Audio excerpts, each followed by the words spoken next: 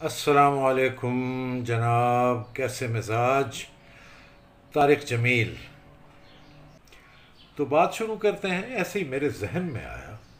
چلیں، بات شروع کرنے سے پہلے ایک وہ بات میں کر دوں کہ سبسکرائب جن لوگوں نے تو کر رکھا ہے ان کو درخواست ہے کہ شیئر کریں، آگے اپنے دوستوں تک پہنچائیں. اور جنہوں نے ابھی تک سبسکرائب نہیں کیا تو وہ مہربانی فرما کے میرے چینل کو سبسکرائب کریں، بیل آئیکن کا بٹن دبائیں اور پسند آئے تو شیئر بھی کریں. اچھا جی، اصلی بات کی طرف آتے ہیں. بات یہ ہے کہ امریکہ میں ایک بندہ ہے، اس کا نام ہے بل گیٹس.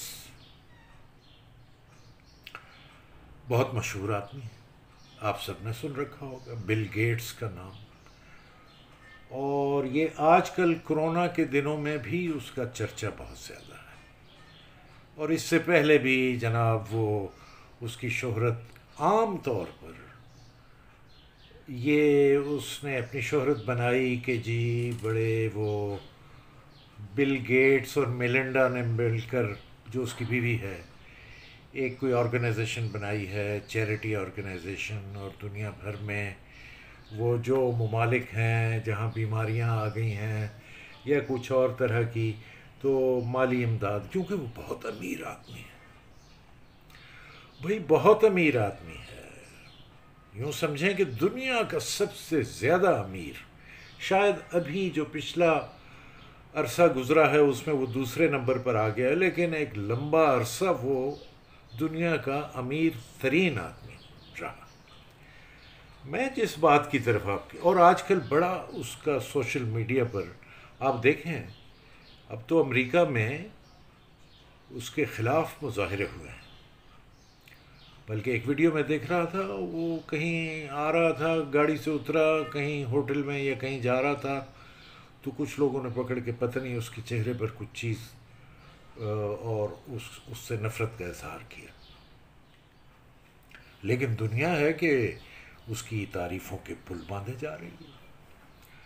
اچھا، جس طرف میں آپ کی توجہ دلانا چاہتا ہوں وہ یہ ہے کہ دیکھیں، یہ صاحب 1955 میں پیدا ہوئے، کو لگ بھگ کیا اس وقت اندازہ لگا لیں جو بھی عمر ہے اس کی. 1955 میں پیدا ہوئے،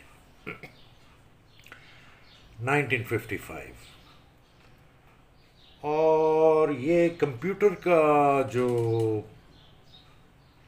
زمانہ ہے، اس کی انوینشن کا اور کمپیوٹر کی آمد کا، تو امریکی باشندہ تو وہاں تو شروع ہو چکی تھی، ہمارے ہاں بہت بعد میں آیا. اور پھر یہ پڑھتا تھا کہیں، جو بھی پڑھتا تھا، بہرحال جو ایک تعلیم ہوتی ہے. اور وہاں اس کے دوست یار بھی تھے. ایک جو دوست تھا اس کا پال ایلن، اور یہ جو ہے بل گیٹس، یہ دونوں، تو ان کا پڑھائی میں دل نہیں لگتا تھا. اور اوپر سے کرنا خدا کا یہ ہوا کہ اس کے والد نے، جو کہ ایک وکیل صاحب تھے، اس زمانے میں یہ نئی نئی چیز نکلی تھی، تو اس نے کہا جی بچے ہیں، چلو اس پہ گیمز ویمز کھیلیں گے، کچھ کریں گے. تو کمپیوٹر لا دیا اور اس کی طرف اس کا رجحان اور شوق بہت بڑھ گیا. تو یہ ان دونوں کا، ایلن کا اور بل گیٹس کا، دل نہیں لگتا تھا پڑھائی میں، اور بالکل ہی، اور توجہ ساری اس کمپیوٹر کی طرف. اللہ تعالیٰ کی دین ہے، دماغ ہے، جس طرف بھی چلے جائے. آپ دیکھتے ہیں نا، بعض بچے جو ہیں وہ پڑھائی میں اچھے نہیں ہوتے، لیکن ٹیکنیکل کاموں میں ان کا دماغ بہت چلتا ہے. لیکن یہ ایج جو ہے وہ، یعنی اگر یہ تاریخ انسانی کو دیکھیں تو پتھر کا زمانہ اور تانبے کا زمانہ اور پہیا ایجاد ہوا اور صنعتی دور آ گیا اور جنگ عظیم اور صنعت، اور یہ، اور اب یہ جو ہے آئی ٹی کا زمانہ ہے، اب یہ کمپیوٹر کا زمانہ ہے. ساری دنیا جو ہے وہ اس کمپیوٹر کی زد میں ہے، اس کے سافٹ ویئرس کے بغیر ان کا کام نہیں چلتا. تو یہ جو دونوں تھے، انہوں نے جب کالج لیول تک پہنچے تو انہوں نے پڑھائی وڑھائی چھوڑ دی، دل جو نہیں لگتا تھا، اور ساری توجہ کر دی کمپیوٹر کی طرف. اس کا شوق بہت زیادہ تھا. پھر یہ کہیں نیو میکسیکو چلے گئے، وہاں پہنچے. اب یہ جوان ہو چکے تھے، 22 سال کے. تو وہاں انہوں نے دونوں نے مل کر، آپ اچھی طرح واقف ہیں کہ جو کمپنی سافٹ ویئر بناتی ہے، مائکروسافٹ کمپنی، انہوں نے وہاں اس کی بنا رکھی، وہ بنائی اور کام کرنا شروع کر دیا سافٹ ویئر کے اوپر.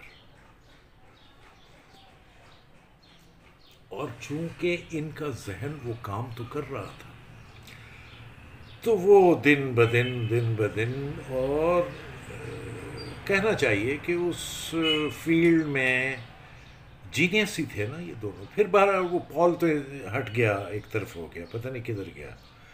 یہ لگے رہے، اور سافٹ ویئر اس کا پھر آئی بی ایم کے ساتھ معاہدہ ہو گیا. نقطہ صرف یہ ذہن میں رکھیے گا کہ اس نے اپنی جو فارمل تعلیم ہے وہ چھوڑ دی تھی. آپ ذہن میں رکھیں کہ جو لوگ دانشور ہیں، جو لوگ اچھا ذہن رکھتے ہیں، جو لوگ قابل ہیں اور ان کی باتیں سونے کے حروف میں لکھی جانے والی ہیں، یونان سے لے کر قبل از مسیح سے لے کر اور آج تک جتنے فلسفی گزرے، جتنے دانشور گزرے، جتنے نفسیات دان گزرے، وہ ٹیکنیکل مائنڈ نہیں رکھتے تھے، لیکن وہ آج بھی ان کی باتیں سنہرے حروف میں لکھے جانے والی ہیں. ان کے مقابلے میں کچھ لوگ ایسے ہیں دنیا میں، وہ بھی بڑے نامی گرامی، جنہوں نے ایجادات کی، تو ان کی ایجادات سے فائدہ اٹھا رہے ہیں لوگ. بلب ہے، ریڈیو ہے، ایئر کنڈیشنر ہے، بجلی ہے، لیکن ان کی کسی بات کو کوئی دانش کی بات نہیں کہا جا سکتا. بنی نوع انسان کے لیے خدمت ضرور کی ہے. یہ صاحب جب مائکروسافٹ انہوں نے بنائی تو کچھ ایسا ہوا کہ دنیا جو کمپیوٹر پر ڈپینڈ کرنے لگی تھی اور سافٹ ویئرس کی مانگ ہو گئی، تو آپ تصور نہیں کر سکتے کہ اس کی آمدنی جو ہے وہ مطلب جیسے 2 سے ضرب دیں اور پھر 4 کو 4 سے ضرب دیں اور پھر 8 کو 16 سے ضرب دیں اور 16 کو 116 سے ضرب دیں، تو اس رفتار سے اس کی دولت بڑھنی شروع ہو گئی اور یہ دنیا کا امیر ترین آدمی بن گیا. تو اب انسان ہے نا، دولت بھی آ گئی، شہرت بھی کمانا چاہیے. پھر آپ یہ بھی جانتے ہیں کہ یہ کمپیوٹر جو ہے یہ انسانی ذہن کے مطابق ہے. انسانی ذہن تو قدرت نے بنایا ہے نا، اور کہتے ہیں کہ جی آج تک انسانی ذہن کا 13 یا 14% حصہ ہی استعمال ہوا ہے، باقی استعمال ہی نہیں ہوا. تو اس کمپیوٹر کی جو بنیاد ہے وہ انسانی دماغ ہے.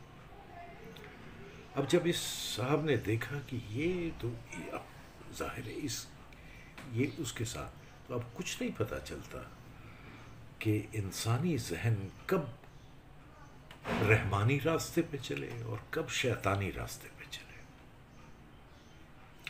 میں اس لیے کہہ رہا ہوں کہ یہ کرونا کے سلسلے میں اس کے اوپر بڑے الزامات ہیں. میں خود بھی سوچتا ہوں کہ بھائی آپ کمپیوٹر کے آدمی ہیں، آپ سافٹ ویئر کے آدمی ہیں، آپ نے بڑی دولت اکٹھی کر لی، پھر آپ نے ایک چیریٹی فنڈ بھی قائم کر دیا، آپ دنیا کے غریب ملکوں کی طرف بھی رجوع کر لیا. اب آپ کیا چاہتے ہیں؟ مطلب اب آپ نے میڈیکل سائنس میں بھی دخل اندازی شروع کر دی، آپ فرماتے ہیں کہ وہ جی ایک ویکسین تیار ہو رہی ہے اور اس ویکسین کو دنیا کے ہر فرد کو لگانا پڑے گا. آپ ذرا پروگرام دیکھیں. ہمارے بڑے مہربان طارق اسماعیل ساگر صاحب نے اسی یوٹیوب میں اپنے چینل پر بہت پروگرام کیے ہیں. اس کے علاوہ بھی کل پرسوں میں دیکھ رہا تھا کہ وہ حقیقت ٹی وی والوں نے بھی. اور یہ دو تو ہمارے اپنے ملک کے چینلز ہیں، لیکن دنیا بھر میں اب اس کی جو ذہن کی رجحان ہے اور جس طرف یہ دنیا کو لے جانا چاہتا ہے یہ بندہ، وہ انتہائی خطرناک اور خوفناک ہے.